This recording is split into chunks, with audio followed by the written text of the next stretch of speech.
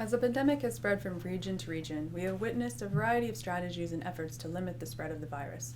The novelty of the SARS-CoV-2 virus has been a source of uncertainty and fear, and as we scramble to understand how the virus works, a natural reaction has been to slow down things to regain control of the situation. Now that we have taken a deep collective breath, it is natural to start looking towards the next phase of recovery and what that might look like. As reported by Eurocontrol in early August, the recovery as measured by number of flights is pointing upwards, but there is still a long way to go. We've also seen an increase in number of flights from the mid-July to the beginning of August from companies such as Ryanair, EasyJet, Turkish Airlines, Wizz Air, and Lufthansa. Many European airlines have expressed an ambition to reopen routes in the coming weeks and months, such as British Airways and Ryanair, who will restore 60% of their schedule in August following the successful resumption of its services at the end of June. Cargo flights have remained stable during the crisis, and interestingly, the biggest challenge for this segment has been the combination of increased demand and lower capacity. Due to the decreasing number of passenger flights, buying relatively cheap cargo capacity onboard scheduled passenger flights has simply not been available. As the aviation industry is battling its way out of the worst downturn it has ever seen, it is natural to presume that this will have an impact on pilot demand, and that is definitely the case in a short-term perspective. Measures are being taken by airlines to downsize, save cost, and to ensure that they can survive through the pandemic. This in turn has led to many highly qualified and talented pilots and cabin crew being furloughed or losing their jobs. This is why we have launched Project Resilience to ensure that our most recent graduates are able to stay current and be ready when recruitment resumes. If you are considering a career as a pilot, we highly recommend subscribing to our new platform, CrewAssist today, to find out more information when assessing your career path and advice on when to start your education. Remember, committing to a career as a professional aviator is not a short-term commitment, it's a long-term devotion.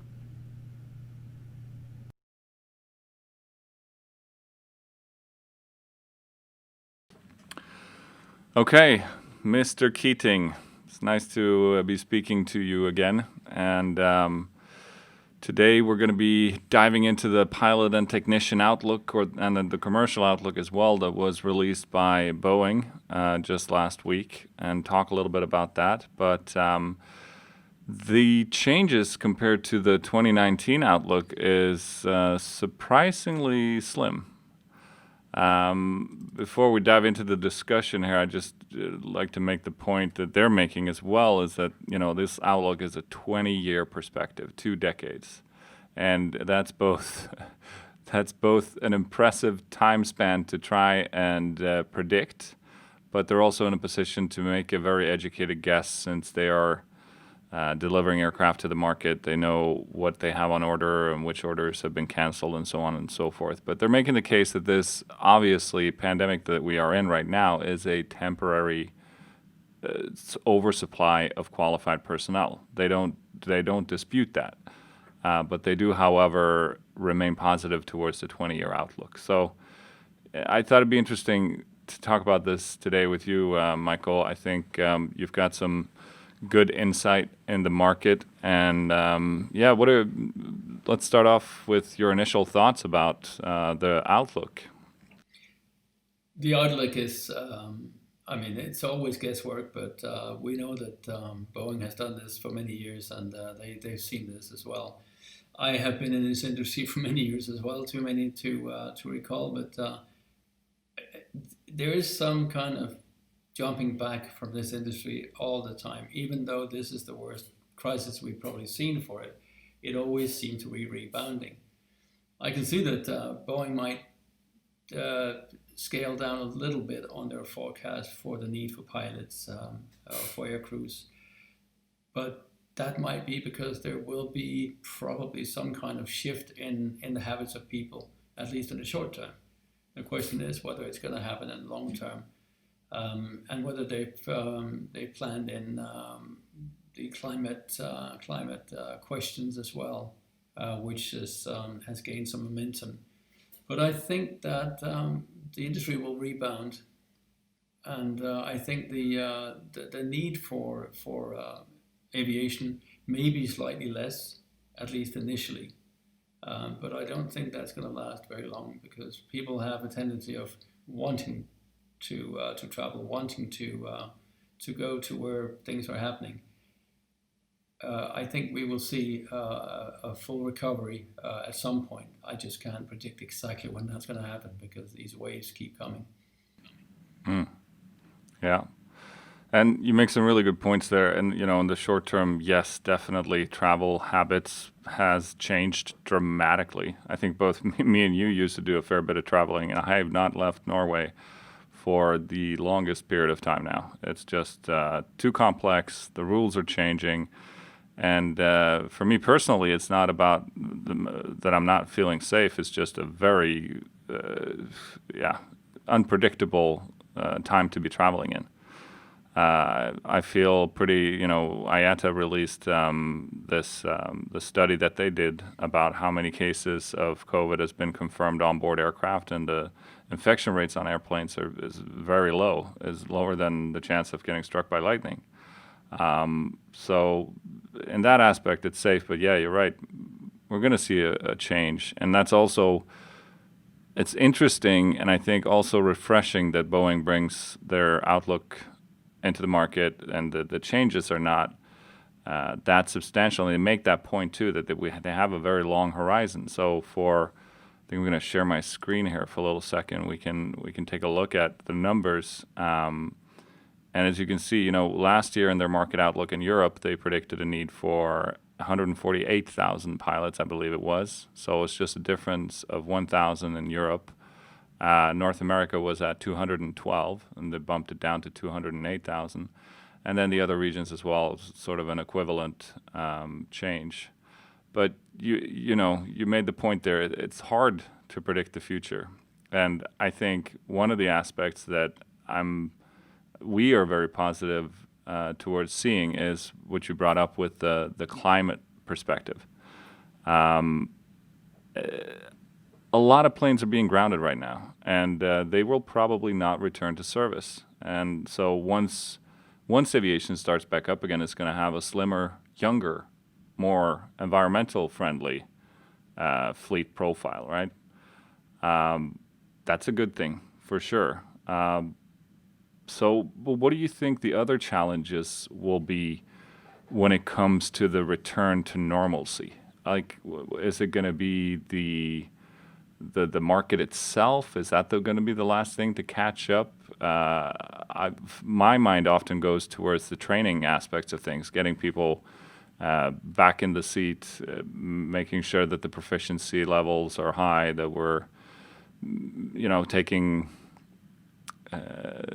taking all the safety precautions and ensuring that all the training has been done to really return to the safe operation that we're used to. That's going to be an important factor.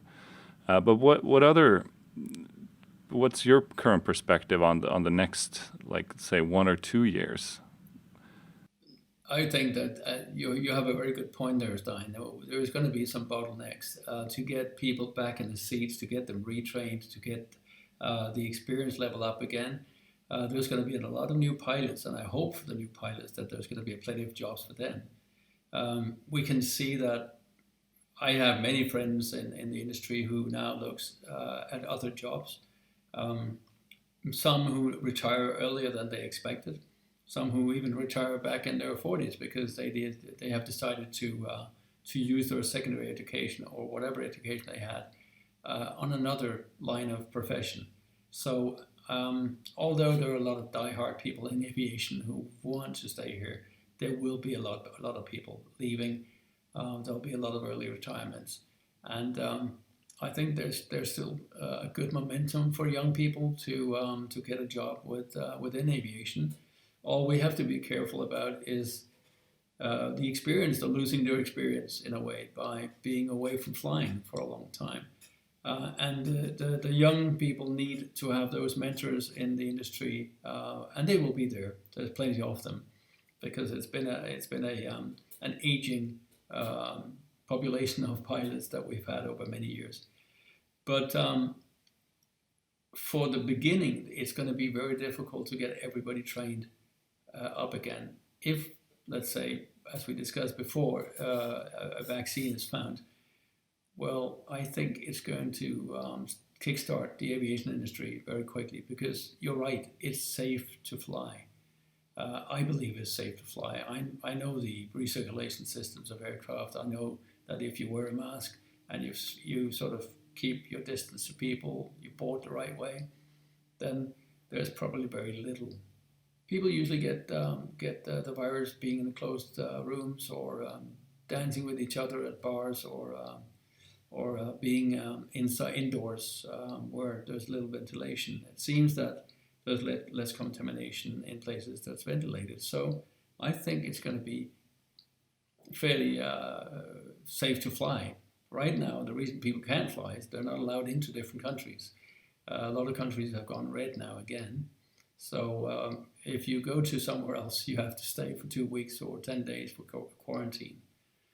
All of that's going to change very quickly. And as I said, one thing that always has driven humankind is being allowed to do something they haven't been allowed to do before. And this long ban of flying, I think, is going to kickstart the flying again as soon as the pandemic is contained.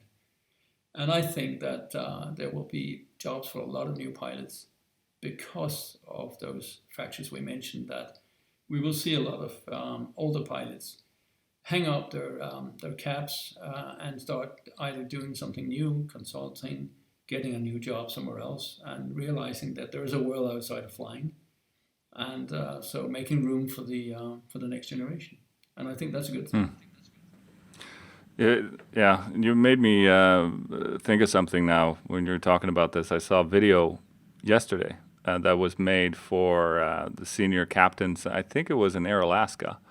And they had, I can't remember how many, but 140 or maybe 120, I'm not sure. But a very substantial number of senior captains in Air Alaska voluntarily retired to make sure that there were jobs for the younger ones. And they made this video as a tribute to them, as a thank you, for enabling them to make a living and for moving on to something else. And I thought, first of all, it was a beautiful gesture from their side. It was a very nice tribute, this video that they put together for them. But yeah, I think you're right. I think many will leave. Yes, there are those that will never want to do anything else and that will return as soon as it's possible. But I also think that you're very right about that. Quite a few will move on to different pastures, or that doesn't sound right. No, that means that's a metaphor for life ending. That's not what I meant. But they will move on to other opportunities. Yeah, one day we all will move on to greener pastures, right? Yeah. But you're right. Exactly what you're saying there. Happening at my old airline. Every time there was a crisis, whether it's with 9/11, whether it was previous financial crisis, or just a crisis in the airline industry itself. The older pilots very often showed that they were willing to change their lives to allow the younger pilots space to stay. Whether it was going on 50% time or early retirement, there's always been this willingness in airlines that I know of. So I think that's not just going to happen here because they want to, but also because they have to in a way now, because of the job cuts and the reductions in airlines. Yeah. It's very heartwarming to see that level of solidarity because it is a real sacrifice. But one of the other things on the flip side of that dawned on me when you're talking about this just now is that, I've said this so many times before, I'm very thankful for all the mentors and the people that I've had, yourself among them, that I've learned so much from. And the backside of having all these experienced, really knowledgeable professionals leaving our industry is going to be, how do we preserve their knowledge, their experience? How do we engage them again when we start things back up again? Because there's always going to be wisdom and knowledge to be drawn from someone who's been working professionally with anything for such a long period of time, and this is definitely no exception. So there could be a void there, a real drain, a brain drain. That's the risk as a result of this solidarity. Would you agree with that? Initially, there could be, but I don't think so, because we have many layers of pilots, and those who are maybe simply flying nowadays, as we call the standard pilot who just flies the airplanes. Many of them know that it would be a good idea now to get those instructor licenses, because there's going to be a need for instructors. The first thing we're going to need is somebody to instruct and train all the pilots who haven't flown for a year or more, depending on whenever we come out of this.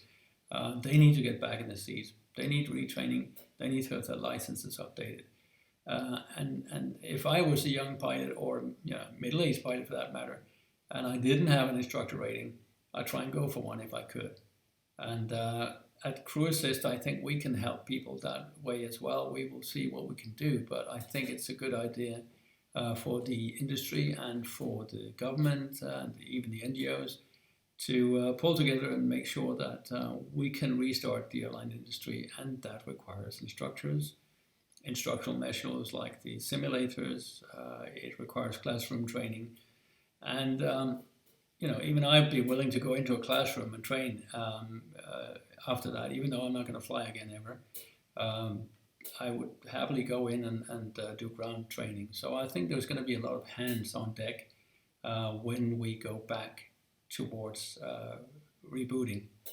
And I think it's going to be what we call a reboot in computer language when we start flying a big time again. Well, that's a very good insight there, I feel like, a lot of people are thinking about that path, that have been pilots but not necessarily have ventured into the instructor area of things before. They're now looking at that as a way to diversify and improve their CV and their skill set to open more opportunities. I've never reflected upon it, but now when you say it, it makes all the sense in the world. The training segments where things are going to happen the first, because we have to put so many hours of training to get this reboot done right. Well, good insight. I think, what else would you just say? The training, the obviously the fleet renewal is going to be a positive thing. The training demand is going to be a challenge, but also a very important, crucial cornerstone of this rebuilding process. What else would you identify as critical? Travel sentiment and feeling safe when traveling again. I agree with you. I think people will get used to world opening up again fairly quickly when we get out of this second, third wave problematic situation that we have now, and we get control or get a vaccine, even better. People are going to get back to traveling again real quick. What other factors comes into play that's crossed your minds in this context? Well, the one major factor is that even though I'm positive that we're going to get back to flying in a fairly big scale, we also must remember that this has taught us how not to fly. And people have found ways of doing things from home.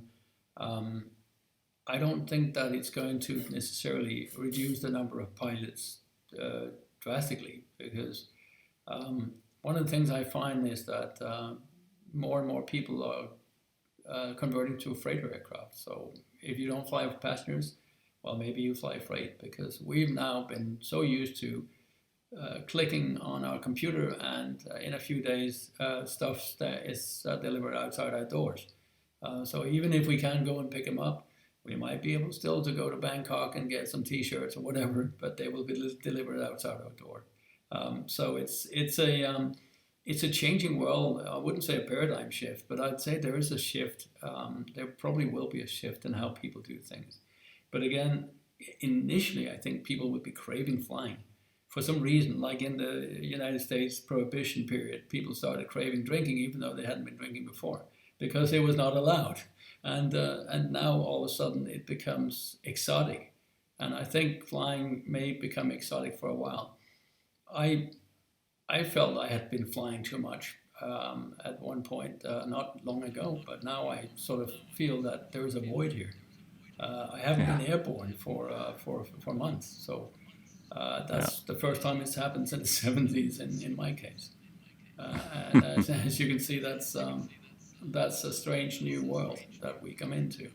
So I would say as long as borders open up, I wouldn't mind go traveling again. I'm actually even missing it a little bit, seeing my colleagues around the world again.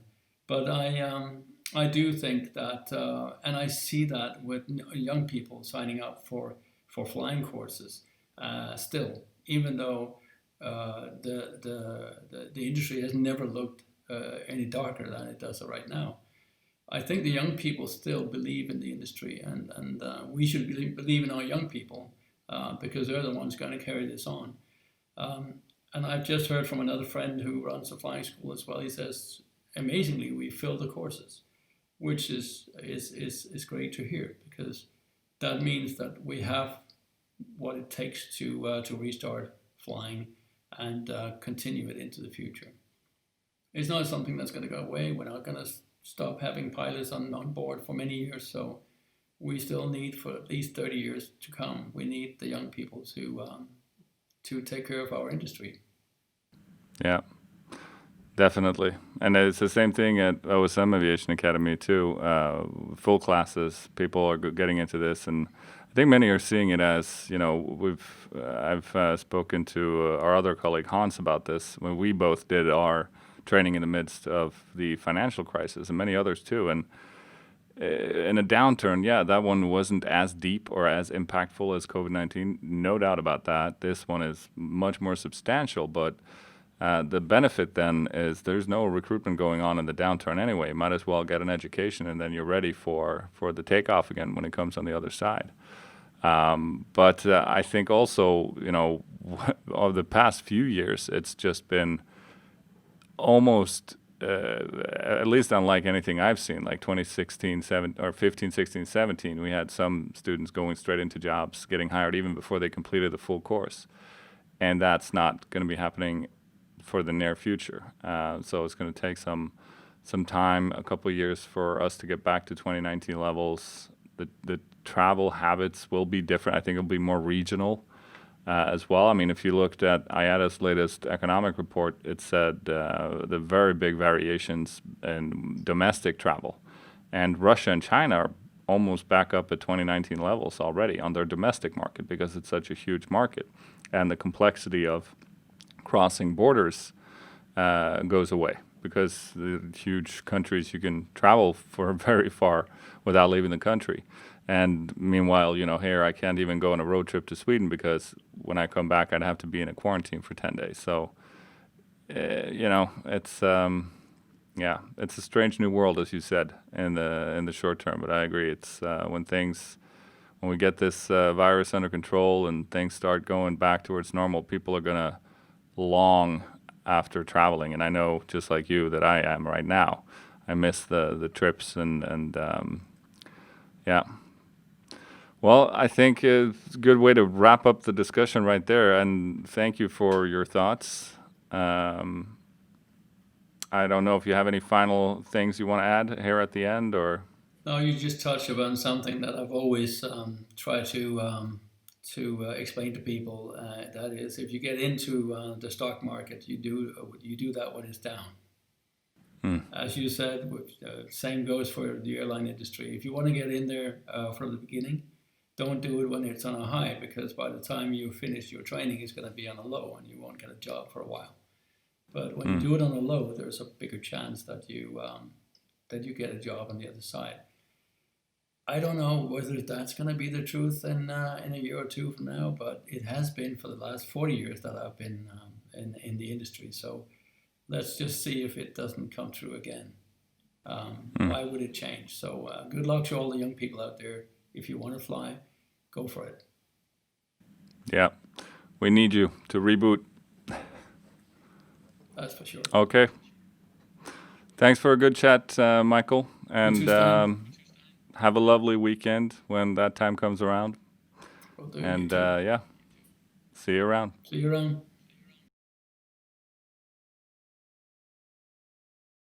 Welcome to the Weekly Pulse by CrewAssist, giving you the latest updates from the aviation industry. Airlines working in partnership to accelerate recovery. A scientific report sponsored by the International Air Transport Association, IATA, has revealed that only 44 cases of COVID-19 infection has been linked to traveling by air. That means you are less likely to be infected by the coronavirus during air travel than being struck by lightning.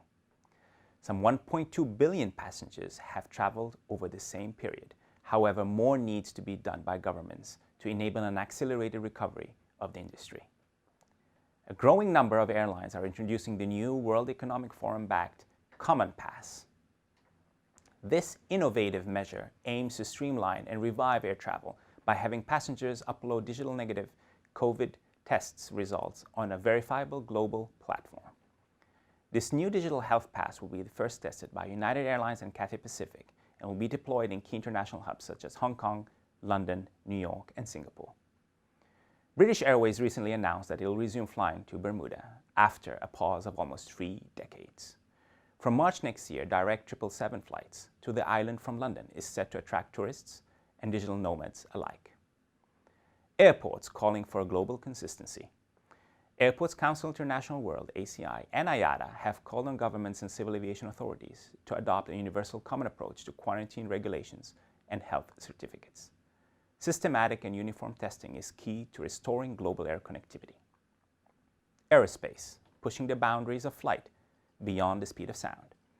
The AS-2, a supersonic business jet developed by Ariane and Lockheed Martin, is planning to have its first operational flight by 2027 with top speeds of Mach 1.4. Another prototype, the AS-3, brings that speed to Mach 4.3. Fun fact of the week, how about a first-class meal at home? Singapore Airlines just launched their newest premium product, SIA Home, full first-class meal delivered to your home in Singapore. It replicates their flagship menu of their Singapore-Sydney Matmoran menu. It will set you back by only 888 Singapore dollars. But for those SIA fans, you will get the key to a complete Singapore Airlines China wear of 22 pieces. Jacques Aron famously said, "Never quit, never give up, fly to the end. Stay relevant, stay sharp, and be ready." CrewAssist by OSM Aviation.